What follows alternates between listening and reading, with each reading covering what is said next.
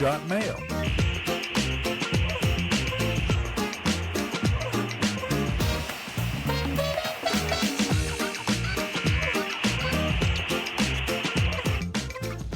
Okay, have no fear. Thanks. Good morning, everybody. You are tuned to Computers 2K now on the Nissan Communications Network. I'm Amnon, your host for the next couple of hours, along with Nick. Good morning. Good morning. And Katie's here. Morning. Spence. Yes, sir. And last but not least, Gal is here too. Good morning, everybody. Our number is 919-518-9773, Computers 2K Voice on Skype, and today's show is made possible by vMix Software and is sponsored by Tom Sinclair of Live Streaming Gear.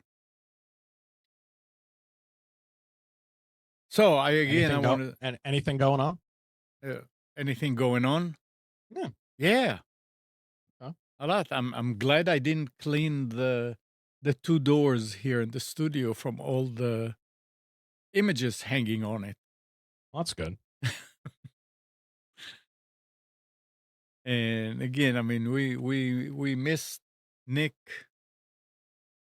quite a few Sundays here the last bunch of months, and looks like yours and other people like you, it paid You off. people. Yeah, you Well, people. yeah. Yeah. No, You I mean, people. I don't think there's Nick, are there a lot of people that do what you're doing in the way that you're doing it, that are really What, run their dedicated? mouth and just lie all the time? Yeah, I'm sure there's plenty of people. I don't know. I mean, it's Yeah. Just to explain to our audience, Nick actually goes with a bat, and anybody who is against Trump, he just bashes them. The in knees. head. I'm the a knees. I'm a 1950s union rep from from Staten Island. Yeah. So I will say this: it's gonna be interesting, specifically to see with the new administration what goes on with the Federal Trade Commission. That's one of the most Mhm. interesting things for me to follow. Lena Khan, we covered this on Infection this week.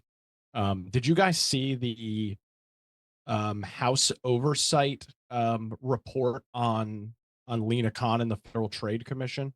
no, I didn't. It came out a couple weeks ago, and it documented her break of procedure and process within the Federal Trade Commission. We've talked about this a little bit over the last couple of years. Seemingly any company that wants to do either a merger or an acquisition is getting sued by the federal government. And the Federal Trade Commission, of course, is supposed to protect consumers. That's the whole purpose of the FTC. And it seems like they've gone a little power hungry. That's my observation on it, because they've continually taken major companies to court and continue to lose time and time again. Their win rate on these mergers and acquisitions is very bad. And so I'm very curious. And mergers and acquisitions in the tech sector is one of the sectors where it happens. I don't know, God, would you say maybe the most? I mean, it's one of those industries where like these tiny little companies get bought for zillions of dollars because they make one little product. It doesn't seem to really, that doesn't happen in a whole bunch of other industries. So it's been a real issue for the tech industry. That is a primary goal of startups. Of course it is. You make a get little to the product and have point- Microsoft buy it. Get to the point where you want to get somebody to buy you, and then there are people. I know a guy who calls himself a serial, not entrepreneur, but a serial startup person. He's done it like 5 times, and sold his company 5 times, and just made a ton of money. Yep. And that's become harder and harder to do in the tech sector. So I'm very and I think it's been hurtful for innovation, at least in some regard. And it's been detrimental because companies have not bothered trying to go after and purchase and merge and acquire, because they know they're going to be taken to court, and it's a very expensive. Even if you're a big company, you're talking about potentially millions of dollars to to go and defend yourself in court, lengthy process. It's just generally a pain in the ass. So I'm very curious what the new Federal Trade Commission is going to look like, and how that's going to spawn through the tech industry. I've got a question. So they're supposed to protect consumers. Correct. What part of a company wanting to buy another company is consumer money or consumer anything? Monopoly. Yeah, it would be if Gal and I both operate company and we both essentially do the same thing, Mhm. and Gal's going to buy me and my company, and we're going to now there's just one company that does the thing. Okay. You get but Yeah. but see, those are like the big examples, and those Mhm. ones you would expect, and most FTCs are going to take a large, like for example, when Microsoft bought Activision Blizzard, Yeah. that's a huge. yeah. It was like a multi-billion-dollar deal. That is a massive merger, and for that you can kind of understand it. But there's been a lot of smaller mergers and acquisitions where, like Spence noted, these are companies that essentially make one little product, and the only goal is to be bought by somebody, and they're being sued, and then it turns off these companies from wanting to purchase, because it's a pain. So I'll be curious what that looks like in the years to come, especially in the tech sector. That it's very prevalent in the entertainment industry too, Sure. where specifically with Disney buying up all these animation studios, they basically have bought up their competition. And now it's just Disney and DreamWorks essentially. Okay. All right. Yeah. That makes sense. And that's a different consumer. You know, the animation companies don't directly serve consumers. Yeah. They serve other entities that produce content. So All right. when you go to a movie now, especially like a Marvel, you sit there, it's a 20-minute roll of all the people that contributed, all the different graphic shops that contributed one little piece of the movie. And there's hundreds of them that go by. It's incredible. Mhm. Some of them are 3 people, some of them are 150 people. So it's okay to be late about 15, 20 minutes to a movie. You're not going to lose anything. No, that's you can in be the end. 30. You could be 30 minutes late. I with don't all go the to ads. movies. I don't go to movies very often, but the last movie I did go to was the new Twister, because that's the original's my favorite movie. And because I don't go to movies very often, obviously there's a lot of commercials, but it seems like it's gotten way worse. Like the movie start time was like, let's say 7:30. I feel like the movie didn't start till closer to 8:15. Oh yeah, Between the that, tr- it's it literally used to be like, oh, you could walk in 10 minutes late and you'll be catching just the end of the commercials, and then it'll start. It seems like it's 30 to 40 minutes. No, no, no. now. it, So it is. It commercials you literally do is not 30 get. minutes. At the time mark, you do not get commercials anymore. You only get previews. Previews. Yeah. Sorry, trailers. That's what I Yeah. meant to say. But it was like Right, just 30 the minutes of trailers. trailers. It was a Yeah, lot, Yeah. it can go up to 20, 30 minutes. And Mm. which some it of them used to are- only be like 10, which was fine. Well, It'd be it like, depends. If you're going to a popular movie, then it's 20, 30 movies, like a big budget Yeah. one. If you're That makes going to a sense. smaller one, a smaller distribution, then it's 2 trailers, 3 trailers max, and that's it. Interesting. Good to know, Gal. Yeah. It's because you don't go to a lot of movies. No. So no. talking I about tell you Not what that I can do. get all of them for free on the internet. I buy these at Costco. Oh, yeah. And and so you get 2 tickets and you get some gift card money, and you pay much less than what you pay on in the theater. So that's I always make sure I have a couple of these, because every once in a while there is a movie, and It's they're already unfortunate. paid, so it's less than The only AMC theater that was here shut down, so our only option is Regal, which I don't think sells those Costco cards. Maybe they do. yeah, check. I don't know. And then man. there's a private. It's a much smaller group. It's called like Stone Theaters or Yeah, something that's like the that. That's like literally a family. The Stones, yeah, it's a run small those theaters, yeah, operator. small. So there's only the AMC here closed. It was one of the old AMCs, not one of the nice new ones. So they just closed it down. Yeah. Unfortunately. Regal, it's amazing that they came out. They said they were shutting down, and they changed their mind when things started to get better, and they came I'll back. tell you what, Well, man. they When I they went did to shut see down a lot of theaters. Ours, I went ours to was closed for a see- while and reopened.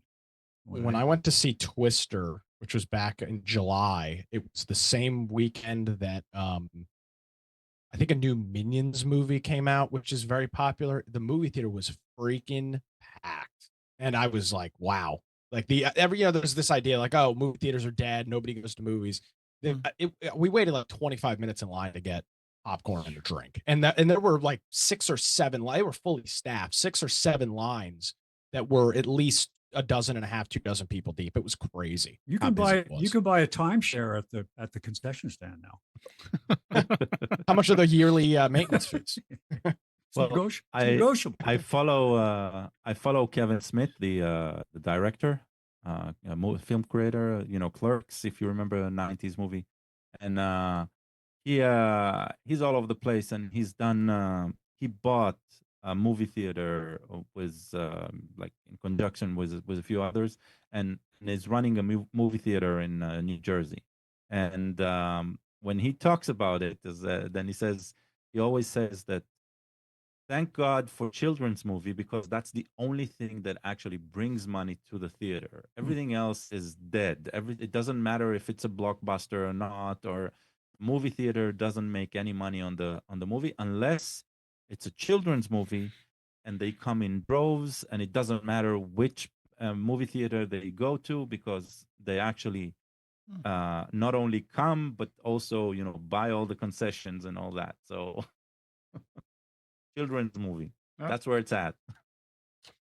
All right. But So the top box office title this year in 2024 worldwide was Inside Out 2, which is in fact a children's movie. That's fascinating. Did $1.5 billion at the box office. That's crazy. talking about weather, Yes. IBM is facing a new lawsuit alleging that its Weather Channel website shared users' personal data with third-party ad partners without consent, violating the Video Privacy Protection Act. They own it's called the Weather Company. That's the IBM brand that the Weather Channel is under. This is like the 3rd time they've been sued over this. Jeez. Is this the regular Weather Channel? Yeah, IBM owns it. IBM. It's called, I didn't know that. Yeah, they have a branch called the Weather. It's called the Weather Company, and then under the Weather Company is the Weather Channel and all of its associated properties. Okay. And contract feeds that they sell to everybody else. And by the way, Internet Archive seems to be back up. I know I can upload now. I don't know. Oh, you can. Yeah, You couldn't as of Wednesday. We did Infection, and I wasn't available Wednesday night, so that's new. Yeah, I uploaded all the missed. Nice. Sent you something yesterday about it. I figured that you sent me something. Yeah, I think it was on. I think it was on Signal. I'm not sure.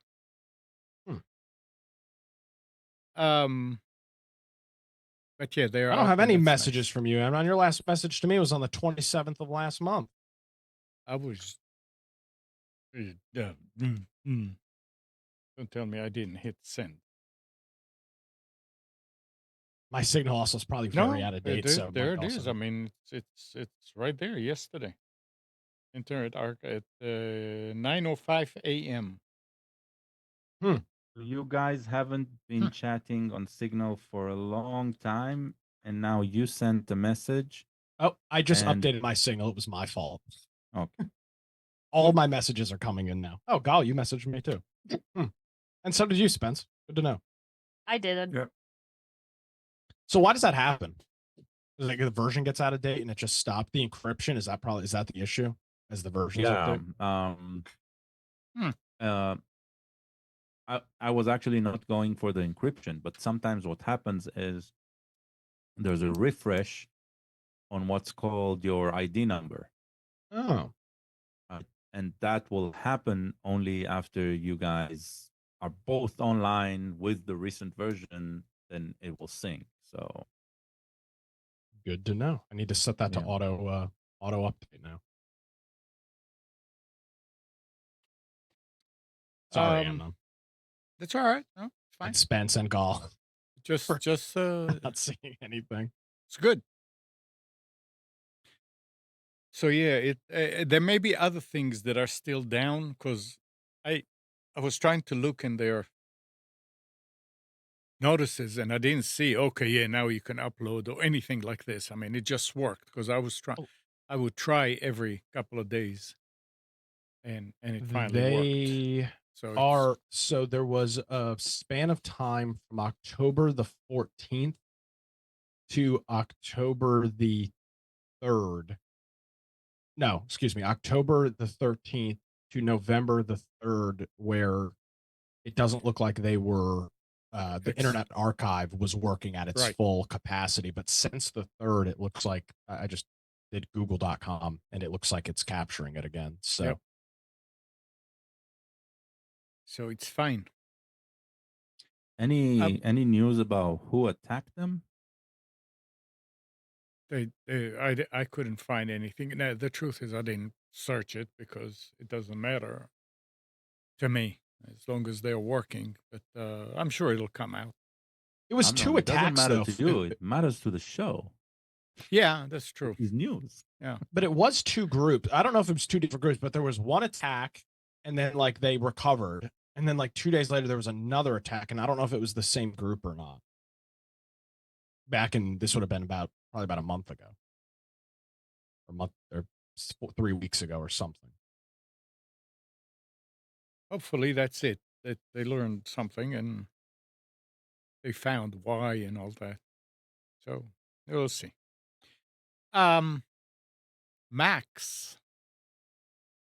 Max will begin gradual password sharing crackdown with soft messaging over the next few months, with a potential price increase to follow. So if Mm. you're using Max and you're sharing, I think it's going to happen to all of them. Oh, HBO Max. Okay. Yeah. I had the same thought, Gall. I was like, my Macintosh. What? Yeah, what- No, I thought so too. What? Like, You have to have one a user pass- account per Mac. Yeah, you have to you have to have a password. You can't share your password on a Mac. Yep. And didn't we talk about the fact that Microsoft did away with Notepad? No, No. they upgraded. I thought it was okay. Today it's thought tab that- based and all that. It's like all good and fancy. It Maybe actually they works. did away with WordPad. WordPad, yeah. Okay, Yeah, that would make that's it. sense. But that wasn't even them. Wasn't that Microsoft? I mean, it was them. Wasn't that part of Microsoft Works? No, wasn't- that didn't- WordPad was part of Windows. Nick, Was you're it? not Yeah. that old. Microsoft What do you mean? Works. Yes, I am. But Microsoft I Works still was have, very relevant. WordPad installed on Windows 11, so they haven't uninstalled it. They're Oh, probably I not have it as installing well. it. Wow. So anyway, let's see. they If we introduced. search WordPad in Wikipedia, does it say was or does it say is? I don't know, man. I looked at the about WordPad and it's got the Windows 11 logo and everything.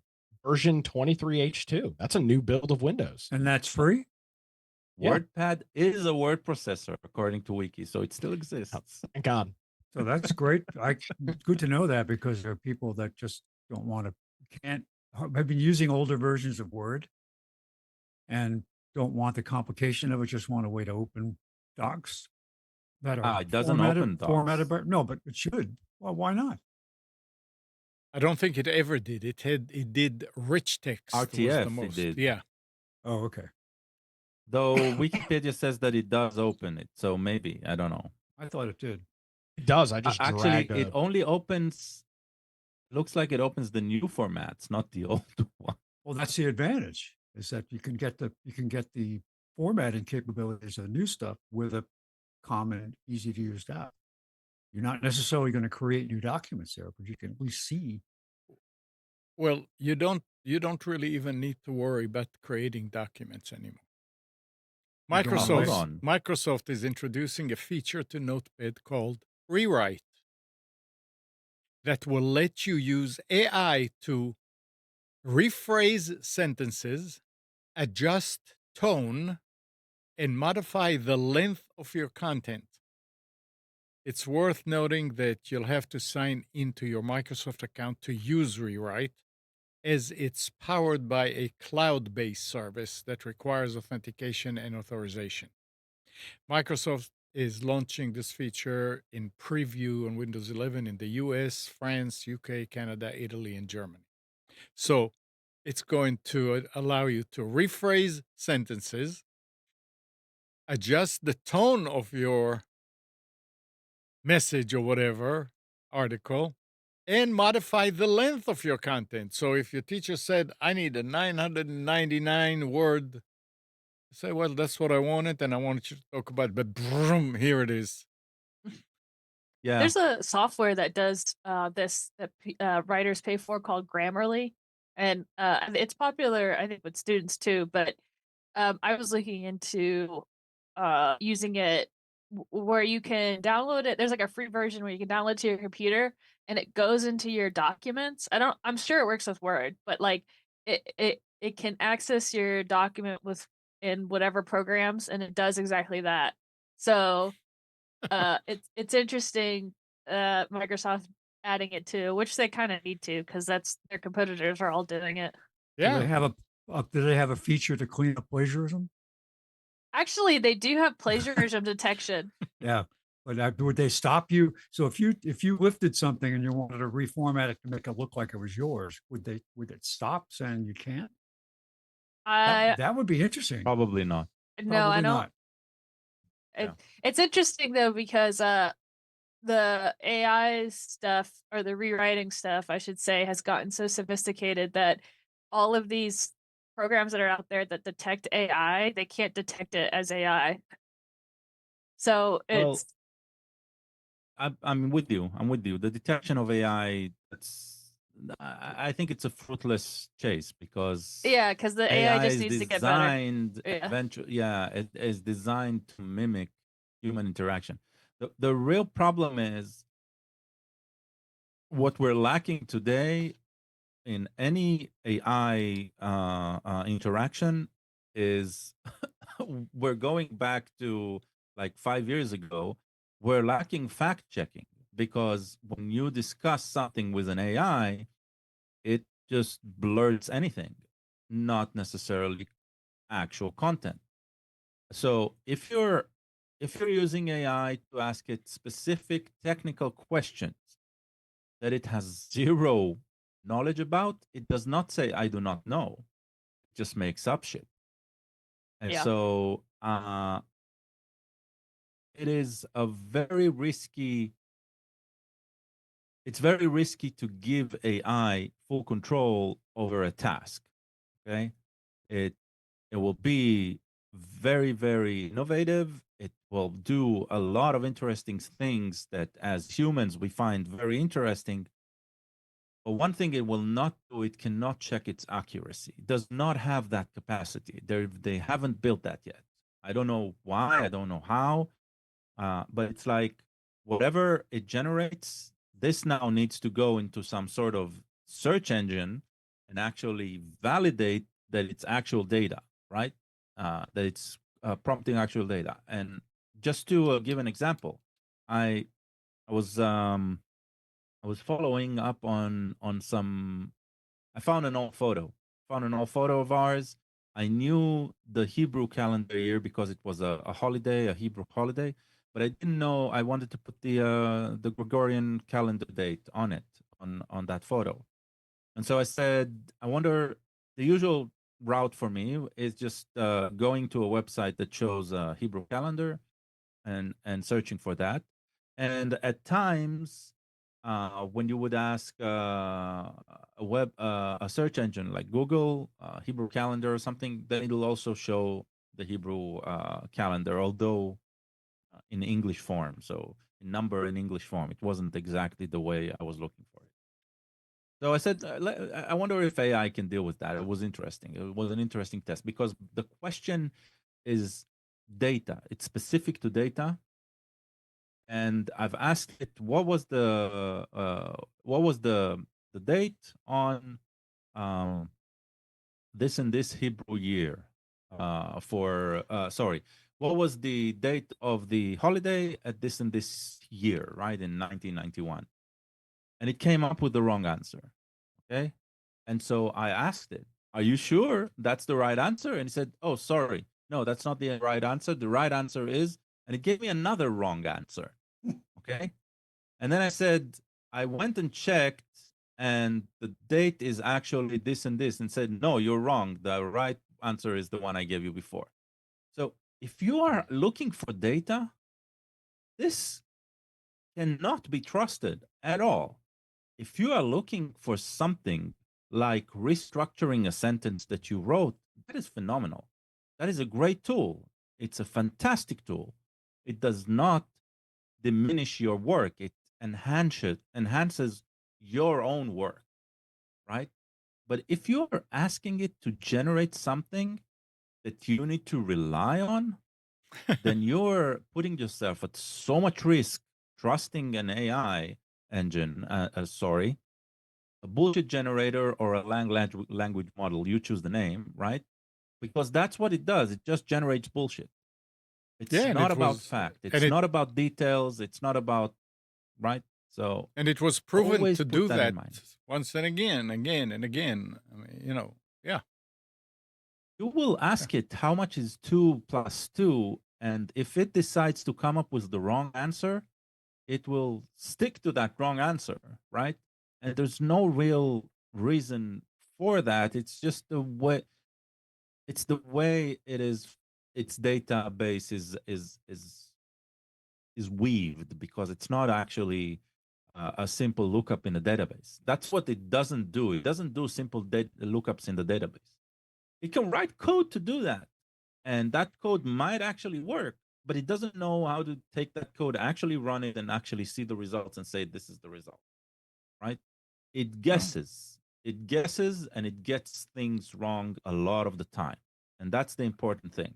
Yeah, but you know what it's really good at? It's really good at extending your sentences. So if you just have a sentence, Yes. I like corn, and you say, I need this to be double, it'll be like, I like the yellow deliciousness of the corn stalk.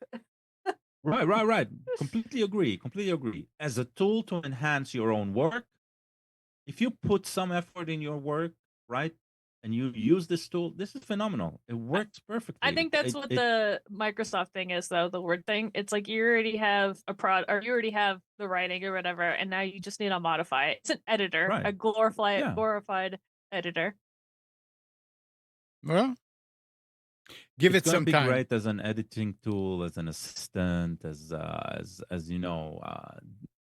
making sure you get the right reminders before something and stuff like that. But this is not replacing any legal or any accountant or any programmer. It can be an assistant to a programmer. It When cannot replace the programmer, not yet.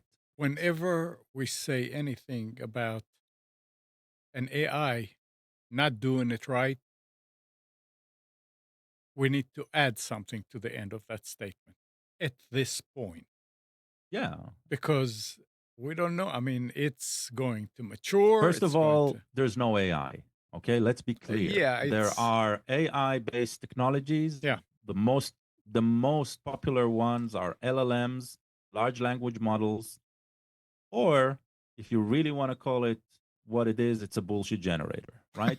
It's a bullshit Yep. generator, and I'm sticking to it. At this point, that's At the, what the yeah, at tool this point, is. absolutely. Yeah, Honestly, I think most people are bullshit generators, so it's doing pretty sure. well. But that's the thing. It's not better than them, Yeah. right? Yeah. All right. Unlike a calculator who can calculate a very, very large number very, very quickly, right? And will always be accurate. That is not the bullshit generator, right? It's not the same. If you're looking for accuracy, if you're looking for specificity, that's not the tool. And that needs to be clear. All right, so now let's switch here. Well, hang on a second. Well, hey, Mike. Oh, You might be interested in knowing that uh, AI is being used by some attorneys to write briefs and arguments to the court. And the problem with AI generated documents is that AI is actually a creative writing source. And in fact, what it does is when it says, please write a brief in support of um, whatever the case may be. And if it can't find a case, it'll just make up one. It'll It make makes it up up. a site, makes up the entire case. And Right. some lawyers have been submitting this to the court without even checking the sites, and they have been sanctioned for using Yep. ChatGPT for that purpose. Yep. Yep. so that's why we need to stop calling them AI. Need to actually describe what these tools do, right? So we either go with what their creators call them, which is LLMs, right? Or we go with what the academia analyzing these call them as Socratic or Socratic, no, not Socratic. It sarcastic, was stochastic or yeah. parrots or just bullshit generators. Yeah. That I got that term from Richard Stallman, and although I hate quoting him, but just because he's this goof in the history of computing, he got this one completely right. All right. So, with Windows 11 still failing to set the world alight, campaigners are warning that millions of perfectly good PCs could become landfill fodders when support for Windows 10 runs out in 11 and a bit months. Figures compiled by StatCounter show that Windows 11 commanded a 35.55% share of the desktop Windows market in October. In comparison, the shares of Windows 10 dropped to 60.97%, continuing a downward trend that began earlier this year. But it was still at 69.9% in April. Unless there is some marked acceleration, Windows 11 is unlikely to dominate the market by the time Microsoft pulls the plug on free updates for most of the Windows 10 world on October 14, 2025. This is the only interesting part I find about this is that an analyst, right, that writes this, Yeah. they're like skipping an option, and I do not know why the marketing side of the Linux world isn't jumping on this. Because they're talking about Windows 11 now. That I understand they're talking about Windows 11, but if we are looking at, okay, there's these loads and loads and loads of Windows 10's machines, right? Windows 10 machines. And instead of throwing them to the landfill, these can be excellent machines for what they're already doing anyway. Right. Right. All you need to do is just install another OS on it. And is there an OS that can do that and keep updated and be secure and be stable and provide most of the services that exist today on Windows or Macs? Mac OS X. There's a few. There's a few actually, right? And that's what I find interesting. Just because there is no single entity that is pushing this, it's going to be Windows 10 or Windows 11. But maybe it's like a marketing exercise here that needs to the Linux world needs to jump on. This is an opportunity for Linux to actually grab a lot of users and show them that it's not that scary anymore. So a lot of people. What's wrong with Windows 10 though? It won't get updates, so it'll be a security nightmare. Big deal. But it would. But yeah, but it's not like we're not at the Windows XP period. I mean, it's still going to get security patches from time to time when it's necessary.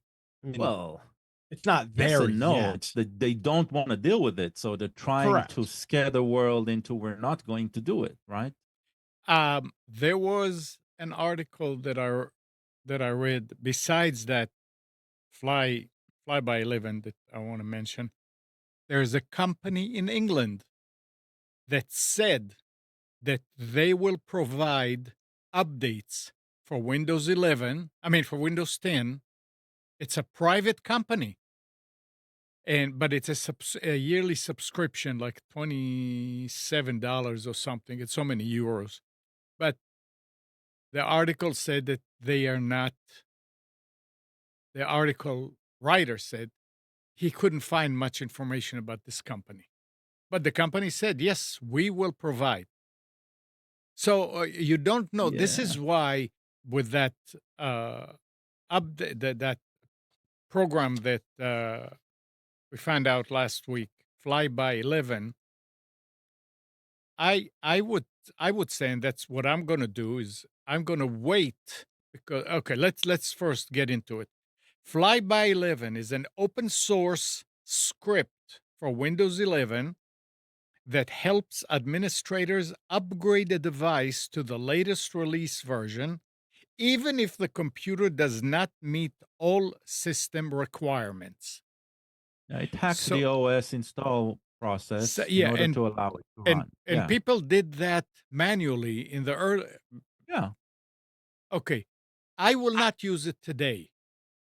I will wait until updates to Windows are not available anymore, because I've got the feeling that Microsoft is going to do something. They're going to test this and say, okay, we just need to change this, and this thing doesn't work anymore.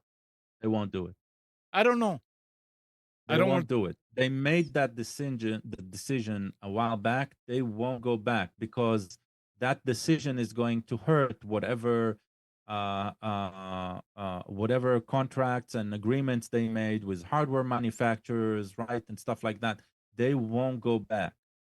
Won't go back Just to what? because they put themselves in this position. They won't go back on allowing diminished hardware to pass You through. you didn't understand what I said.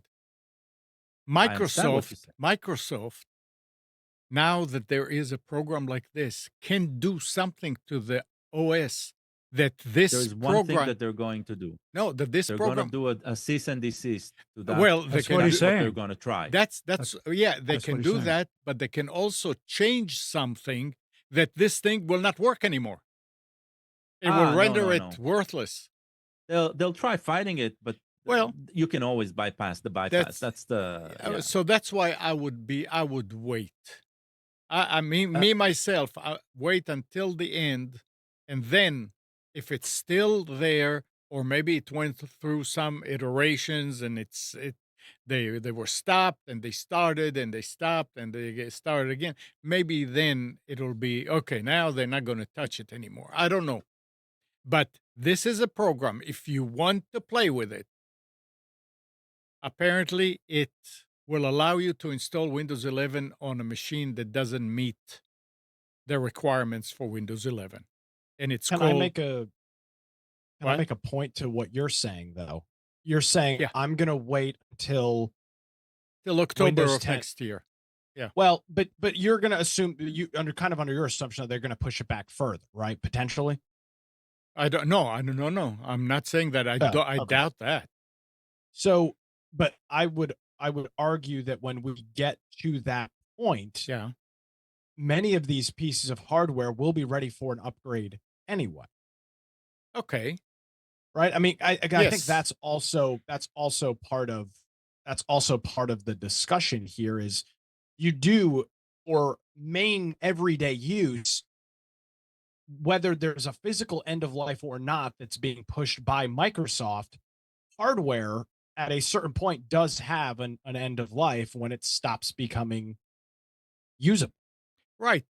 My thing though with all these OSs, and I don't know if it was by luck or what, but you remember how much fun you were making on it that when I was running the audio server for the show On a Windows 95? on Windows XP for years. I just updated it to Windows 10. Well, yeah. I mean, it is Okay, how many people though? We're not talking about many, home not many. users. How many people are running a home MP3 audio service? I agree, and I will not argue that. But I Good. also have other machines that's still running Windows 7. Mhm. And they're running, and they're doing it, and they are on the internet. I don't think it's going to be a situation where next October comes and by October 2nd or whatever the date is, you're not going to be able to start your machine and continue doing your work. You're going to be at a potential risk. And I'm sure the bad guys are going to start looking for Windows 10 machines and try to attack them when they find something that they can do, because they know, okay, the chances are 95% that this machine is not updated. Microsoft did say that they will up for $30 a month for home users. They will extend it by 1 year. For $30 a month or $30 a year? it's a $30 a year. Yeah, But you only said one, but only 1 year. It's not like another year and another year and another year. They said it was only for 1 year. That's it. For businesses, for enterprise and stuff, they will do it for 3 years, and theirs is doubling in price every year.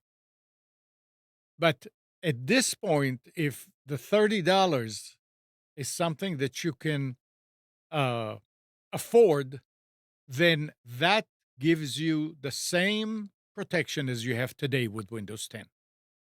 They will send you all the updates and everything for another year, which means it's not October 2025, it's October 2026. By then, hey, Nick just said something. Yeah, those machines will definitely be ready for But whose choice should that be, Amnon? a what? Whose choice should it be that this computer is too old? Should it be Microsoft's No. choice or my choice? No, I've got an iPad that is becoming worthless because they are no longer supplying iOS updates. Yeah. And it will not run the latest version of WebEx, which is the primary focus I have for that. Okay, that now iPad. you see, that's the thing. But you can still using that iPad for something else, Not for what for my most of intended the purpose stuff. is, for what Right, yeah. Apple's intended purpose is. Well, then you shouldn't have bought an Apple iPad. I agree with that. But the thing is, yes, I inherited it, that I didn't buy it for yeah, me.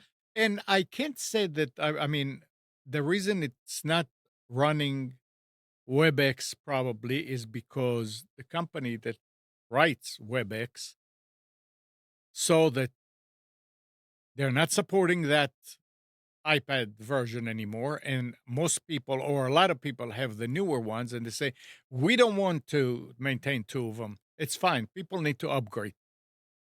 And they make it a choice, and they may lose some customers, but in general, that's a healthy decision. I mean, Microsoft is they're not making money from doing that thing with Windows 11 needs to have these requirements.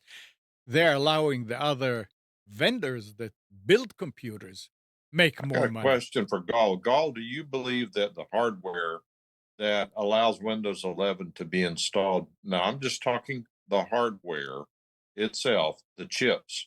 I'm not talking the firmware. I'm not talking about the BIOS. I'm not talking about the operating system. Do you believe the hardware is more secure than the hardware that will run Windows 10? Well, That's a trick question. it's not a trick question, actually. It's an easy question. The focus on security there are the TPM chips on board, right?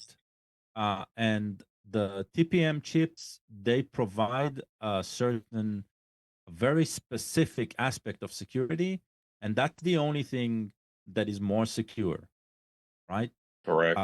As a package, it's more secure. But if you're already running this machine for a while and you're comfortable with it, right, it should be your choice. That's all I'm saying, right?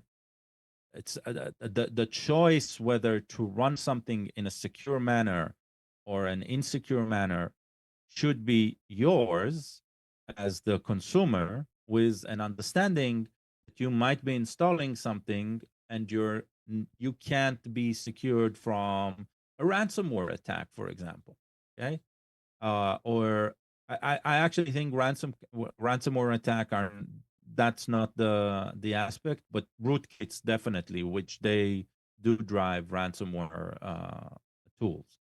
So if you want to be protected from rootkits, for example, which is important, I'm not saying it's not, it's very important.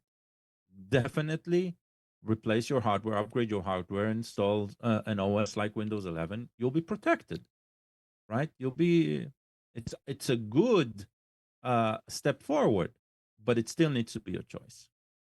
And Well, let me say something. Go ahead. I didn't mean to interrupt. no, go ahead. You were talking about Linux a while ago. Of course, we were talking about that on this show since the show's been here. But I just, for the heck of it, a friend gave me some fairly decent computers to play with, and so I put Linux Mint. I think it's Mint on one of them. I'm not a Linux person, but I installed it, and I periodically, like every 3 or 4 days, I'll boot this thing up, check for updates, provide the updates, and I have to tell you, if all you use your computer for is typing grocery lists and a word processing program and surfing the internet, it's usable. It's very usable for that purpose. That should be my choice whether I want to use it, not Microsoft's choice. But unless you're using these Microsoft intensive or Microsoft specific applications, and you're looking for a second computer, particularly in October, whenever Windows 10 stops their support, you know what? If you don't use the computer that much, install it on there and play with it, because it's plug and play. I no command line, no looking for drivers, none of that stuff. It is where Linux is going to have to be to compete with Windows. I don't think it ever will, but for those people who, like me, are kind of stuck in their ways, it's something to play with. I know the libraries, for example, because all their computers are as terminals, they use the Linux for the terminals in the public libraries, because all they do is search their own database on their own server. Works tremendously well, and I bet you their maintenance issues are nothing. I would agree. Remember that when it comes to the OS, the value of the OS is based on what you're doing on that. And most of the machines, you can do everything that you do on a Windows, you can do on a multitude of Linux distributions today with ease. And to tie into something that Nick mentioned at the beginning, is that, or was it before the show, Windows will be able to run in a Docker container, not too far away. That means that installing Linux on an old machine and running Windows inside a container, right, is probably going to be easier than actually hacking through Windows and installing it on your hardware with some additional tools, right? So I think we are at a point, and I find it really sort of kismet that it's Microsoft that is creating this situation, right? Where people are going to need to decide what to do with their hardware versus buying something new that they do not need, right? And there's a good option here, as long as the marketing is going to be in place, right? Because this people's reaction to consumerism is driven by marketing, and the marketing here needs to be spot on, and it can be, um, but it requires an effort that is not like what we've seen by the Linux world up until now. I mean, Ubuntu tried for a while doing that, but they've never really succeeded. So I find it interesting. I think we need to talk about it more. We need to direct people to resource, show them that it's very easy. All you need to do is today is just a USB key and a URL to a distribution, and not need to fear reading a page length worth of instructions on how to get the stuff on the USB, which you do with the Windows Media Creation tool anyway when you want to reinstall Windows. So I think that's the amount of friction that you're going to have to go through the installation. Well, supposedly Uh, you can create an installable media with Rufus, and it gives you the option not to include those checking things. So once somebody releases a distribution where they've taken those things out of there, you can download that distribution, that ISO, make a installable media out of it, and install Windows 11 on your Windows 10 computer. That's the problem when it comes to the license agreements with Microsoft, right? Is yes, functionality wise, you're right, and that's what Amnon was describing. That FlyBy11, that's exactly what it does. It creates the ISO for you. The thing is that nobody is allowed to distribute a pre-built ISO like that because of the licensing Microsoft has in place. Yeah, but that's where the script comes in. Right. It needs to modify that. There and I fear that Microsoft will try to do a DCMA takedown on any such scripts once they get very popular. Yeah, we'll see. Can I shift gears just a moment that I get off of here? My video looks terrible. In fact, I look terrible. My one of my Twitter accounts from 2008 got stolen, and when it did, it was zero security on the part of Twitter. They notified me your password has been changed, and then all of a sudden you're logged in from. I mean, first it said logged in from a different computer. Now your password's been changed. I've appealed it to Twitter 3 times. They said, sorry, you can't prove it's your account. And if they look at the account, it's nothing but spam now, and it's all porn. Yet they do nothing about it. And that's fine. I don't care. I didn't use the account that much anyway, even though I had it and had some history on it. But they're now sending out porn in my name. Doesn't have my picture on it. There are only about 1 million Mike Phillipses in the country anyway. But the point is that, guys, you better secure your stuff. I had a weak password on it. Why? Because I've got 1,000 accounts, and this was one from way back when. And over time, you don't necessarily go back and check your passwords, but you have to do that. So they got it. But I will tell you that if you use Twitter for any, it's not just Twitter, but it is Twitter. If you use them for anything that's important, you better be careful, because they will leave you high and dry in a moment. They don't care. They have zero concern. Their solution to letting someone steal your account is, well, you can create a new one. Oh, okay. Can I use that username? Well, no. Yeah. So you're not alone. Today, there's a celebrity that I follow, an actress, Trisha Helfer. Don't know if you remember Battlestar Galactica. Yes. She was number 6. I don't watch that movies. So her account was hacked. She's because she's a celebrity, I think she actually paid for the blue check mark and all of that. And even though it's easy to prove that she is who she is and she owned the account before, right? And now it's being hacked and being spamming her followers, and she had, I assume, way more followers than you, Mike. No, not necessarily. Twitter doesn't care. Well, the good news is I have connections, and I know people like Nick Craig who are on first name basis with Elon Musk. So I'm going to get the word to him. It's interesting. There's a website you can go, if you say Twitter account recovery, you don't say X, takes you to a twitter.com/account recovery, which asks you to put in your credentials to update your credentials. Oh boy. That's how they get you. Talking about sites that were stolen. There, the article goes, "Have I been pawned? Has long been one of the most useful ways to learn if your personal information was exposed in a hack.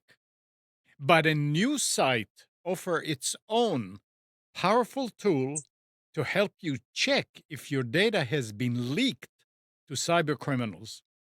Databreach.com is the work of a New Jersey company called Atlas Privacy, which helps consumers remove their personal information from data brokers and people search websites. On Wednesday, the company said it had launched databreach.com as an alternative to Have I Been Pawned, which is mainly searchable via the user email address. Databreach.com is designed to do that and more.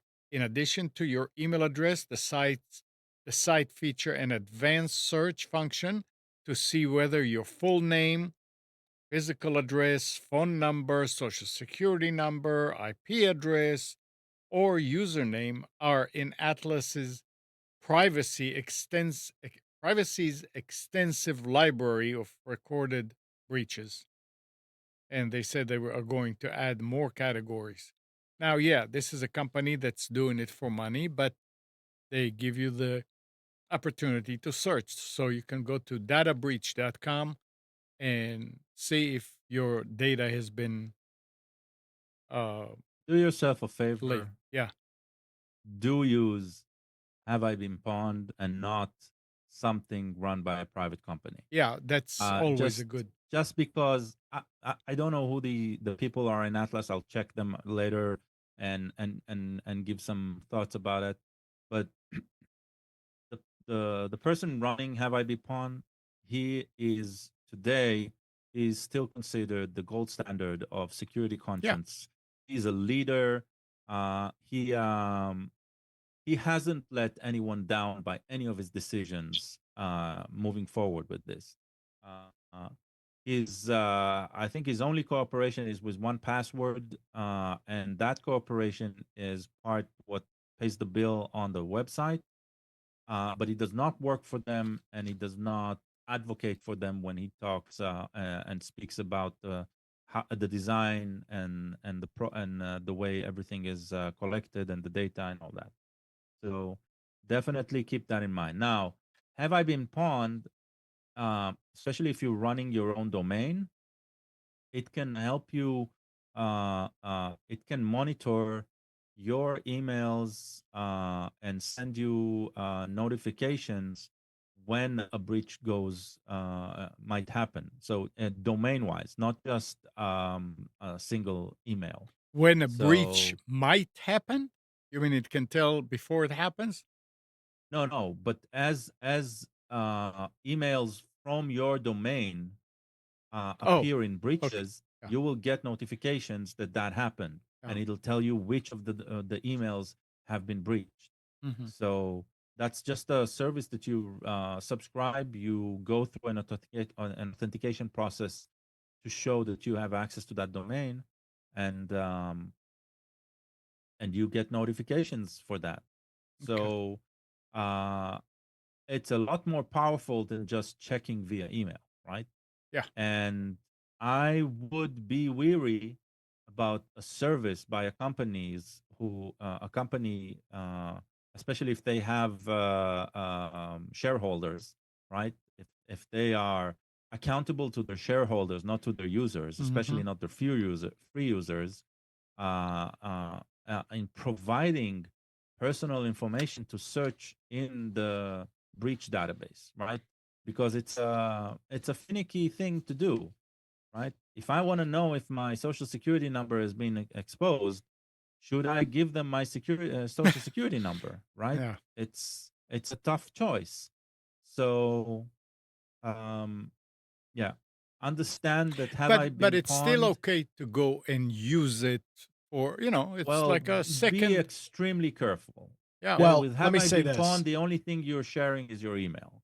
Yeah. Well, that's what I was going to mention. When you go to this databreach.com, which by the way, Atlas Intel is a legitimate company, Atlas Privacy is a legitimate company. However, I'm not saying it they're says, not. hold on Well, though. It says enter your email, phone number, or SSN. Do not Exactly. type in your social Yeah, security do number not. Whatever you do, do on not this do that. website. Do not Yeah. do that. I think it's uh shady as hell to ask people to enter their social security Yep. number on your initial search. That to me seems ripe. Yeah, and then And not right below only it, that, anonymous search. We don't store any of your search data, which I'm sure they don't. But it's asking somebody to enter their social security number seems shady as hell. I don't know. making it okay is the problem, right? Remember how we got here? We got here by banks sending us emails saying, click here to view your statement, right? And then hackers just mimicking that in phishing attacks and taking your credentials. So, how can they promise that they will never be hacked? They cannot, right? Well, That's nobody can. That's the key. Yeah, but nobody can. Nobody But can that's promise. why you cannot trust it. Yeah. And this is like the most. They just made themselves a very large target. Let's put it this way, okay? And they cannot provide certainty that they will not be the next breach. That's what is really, really important here. Yeah, and everybody needs to remember, if you've been on the internet for 10 years, 15 years, sometimes not that long, your email is out there. People already used it. It is not, it's very easy to use your email address to send out spam. And from the days when there were mailing lists and the what did they call them? Mail reflectors. No, before that, what was the thing that you could News groups. news groups. It was ridiculous because everybody could download, and this is where a lot of these spammers get their mailing lists. Yes, they get it from shady companies that sell it, but it's very easy to go out on the internet and find out email addresses. I know that because a lot of my customers, I mean, probably every week, somebody would call and said, "I've been hacked." I said, "What do you mean?" Said, "Somebody got an email from me that I did not send out." I said, "Yeah, well, that's what happens. They find your email address and they say, okay, let's use this one now." Or it may even be AI that is picking it up. The point is, it's not coming out of your account, and you need to check the headers and the person that got it, if it's a friend of yours, and they'll tell you. So it's easy to do it. Don't be scared, but be vigilant. And once it's out there, boy, everybody is going to have it. The old saying that when you get a unsubscribe in an email, when you do that, they know that you are a live person, a real person, and not just something that came out of a mailing list that was made up together. It's kind of Yeah, do hard. use unsubscribe though if you do know that company and you do have an account there. Yeah, right? that's a different story. Yeah. Yeah. Definitely do Yeah. use unsubscribe Yeah. instead of marking them as spam Right. because yes, you asked for it. Yeah. And it's not necessarily spam. So Yeah. You know, I'm I glad gotta you drop bring that up, Gal, because and I know you've got to run, but I'm glad Gal brings that up because if you sign up for a mail list and then we often say like, oh, there's issues with my emails getting spammed and this spam and that. You know, imagine Google in their spam filter having to figure out what is spam and what is something you just don't want to receive anymore. Because there is a difference. Yeah, the big difference. Absolutely. So, like, you know, it's easier said than done when you're looking at what is when you're looking at what is actually spam and what is not. And I can imagine these mail providers, and obviously I'm sure Google has found out a way to deal with that. But it's why this stuff is not just like, oh, it's spam. Okay, great. Because I would argue 90+% of the time it's not actually spam. this is an email list that you either signed up for or that was sold to another company, which by default is not spam. I mean, somebody paid for that data and is now sending you email. So it's kind of weird. Yeah. All right. Anything else we need to talk about? The Panthers are winning, which is great. Whoa, groundbreaking. Oh, listen to Nick. Now he's it's back to sports. Well, I mean, it's, there's not often football at 9:30 in the morning, but they are playing in Munich and they're winning amazingly. All right. Are they playing wearing lederhosen? No, but a whole bunch of people in the stands are. some crazy dress attire in the stands. All right. So, Mike, anything you want to add? He's not. Nick? Nope. Good to go. Katie? Nah. I Okay. couldn't Spence? get this stupid thing unmuted. Sorry about that. So, no, I don't have anything to add unless anybody knows Elon Musk's phone number. It's What- X. Just dial X. Oh, okay. Mike, what are you using to connect here? Your My phone? phone. Oh. Can you turn it sideways? It is sideways. Can I turn it vertically? Oh, geez. Yeah. Okay, so I think what you need to do is get into Zoom and say that you want it to be wide or something like that.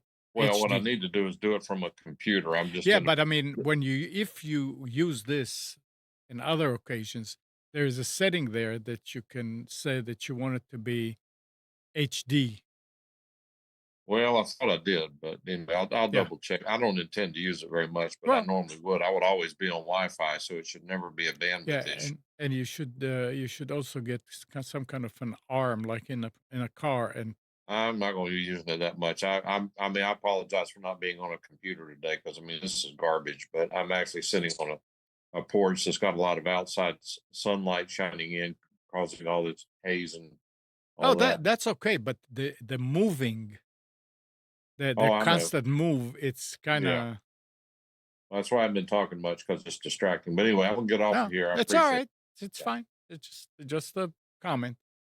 What All kind right. of moving are you talking about, Aaron? When yeah, when he's Earthquake. I mean, the phone is in his hand. Yeah. Well, So I it Christ, keeps I hope so. I've got one of these levitating phones. It's a new iPhone 17, Floating phone. 19. 19, whatever. Yeah. Anti-gravity phone. Oh, by the way, we need new phones. Any suggestions for AT&T? The most recent iPhone. Okay. How much does it cost? Actually, no, maybe not the most recent. Maybe the 1 gen old iPhone. How much do they cost? $1,000. New, yeah. I think 1 gen old, you get to like it's probably $500 or $600. I could be have wrong. an older. I have a new, well, new for a year, 14, that I got as a special deal for AT&T because it was 1 or 2 generations old, and I got it for $250. Damn. New. From And AT&T? Yeah. Well, this is a year ago. Yeah, I'll go in there and say they'll lie, and then I'll walk out, and then they'll call me and offer me a better deal. so if it's a 2-year-old, or I mean two generation back, how long can you expect to get updates for it? You have to upgrade the phone before you stop getting updates. The battery will Okay. diminish to non-usability. The phone will slow down to the one thing, and this is not just an iPhone. This is not just an iPhone issue. I mean, this is an Android. This is an any phone issue. The phones end up outliving their planned upgrade cycles because of the wear and tear of a daily device that is charging and discharging and everything associated with. I mean, like Mike was talking about his iPad earlier, a little bit different with those compared to an iPhone. Well, Nick, say what you want, but I'm using an older phone. I mean, that older phone, and it's strange how much more quickly the battery discharges and how much slower the phone gets every time a new iPhone is released. Oh, there was a lawsuit against There Apple was. for a while. I know, Yeah. I know all about it, but I'm just telling you that if you've got one and you watch it happen, it's not, you Yeah. can't. Oh, I'm on an old iPhone. I'm on an iPhone 13, which is I'm not on new a at all. 10. Yeah, 10 is, and you're still getting updates on a 10. I am. And I have what's an your, iPhone 5 that still works for watching Netflix. Yeah. It doesn't get any, obviously, there's no OS updates, but it does occasionally get a security update. But the I have reason two. I'm interested in updating is because I've got 3 of the most beautiful granddaughters on the planet, and I want better quality pictures than this So old you phone. use it. So it's a camera. Yeah. I Yeah, eat more of a camera than a phone. And in iOS 18.1, or maybe it's 18 or 18.1, they added a new zoom feature where if you think your camera has a certain range, zoom range, if you add this zoom app or put it into the control panel, it has a much further zoom that can be used for photographs. Mm. And it's high quality. It's Well, amazing. as much as I dislike Apple, anybody who denies the impressive quality of an iPhone is not paying attention, because they are absolutely incredible devices. And I mean, we all complain about the price, but I've been using this one for 5 years now, so, or longer. you know, Mike, I've always kind of had an issue with that. Yes, iPhones are expensive. When I bought my last one, it was like $1,100, so not definitely not cheap. But you look at, if you did an amortization on what you paid for it and how often you used it, it really is not as egregious as it may sound. That's exactly my friend's mentality that convinced me to not feel bad about buying a phone, because these phones are uber expensive, but I'm on it, unfortunately, like 8 to 10 hours a day. So I mean, I compare u that to anything else you buy. You buy a exactly. car and you spend $40,000 on it, and you drive 15 minutes to work, Yeah. or 20 minutes to work And each day. look at the quality of using Apple in your car. Yeah. It's just incredible. The fact that they're adding new apps all the time, and if you don't have a entertainment system with navigation, it's wonderful Yeah. because you can. Now I use Apple. What do they call it? Apple Play. Mhm. Yeah. Yeah, CarPlay. I'm sorry, I don't know why brain fart. But I use that all the time. I actually upgraded a radio in my 2008 pickup truck so that I can use it. And what's crazy too is you could go a week without your car because you could use your phone to call Uber. But you probably can't go a week without your phone. And they're now coming out with CarPlay radios that are one DIN radios. You don't have to have ones with big screens anymore. That's convenient. Yeah, so that's really good. What brand is your 2008 truck spent? Chevy. Well, they're probably going to do a firmware upgrade that gas will no longer work in that truck because it's reached its useful lifetime. Probably. Well, this one only has 18,000 miles on it. Doesn't matter. Yeah. They think it's time for you to get a new one. They can think all they want, right? Yeah. Amnon buys all new cars. Yeah, right. New to him. I can say never bought a new car. Anyway. All right, guys. Toodaloo. Have a great week. Yeah. And thanks again. And good morning, Kathy, Hannah. Whoops. Kathy, Hannah, Nabil, Mac, Norm, Katie and Donna, Dina, Mati, Eleanor, Sarid, Yaakov, and Yael. Thanks, everybody, for tuning to Computers 2K Now. We hope you enjoyed and maybe learned something from our time together. Remember to practice safe computing, back up your hard drive, and update your virus scanner. Why did I put Nick there? I don't know. I don't know either. um, And don't forget to change any same passwords where you use them. We'll be back here next Sunday at 9, but you can always reach us at computers2know.com. And again, Monday through Friday, 5 to 6 a.m., Nick hosts the Carolina Journal News Hour on WBT. That's 11:10 a.m. and 99.3 FM in Charlotte. And it's also on YouTube. And just search for Carolina Journal News Hour. And also, Nick and Brian host the Infection Podcast every week on Twitch. That's for survival games, gaming news, and some political points here and there. So just go to infectionpodcast.com to find out when the live show is going to be on, or just download last week's show and listen to it on your leisure. Have a great week and see you next week.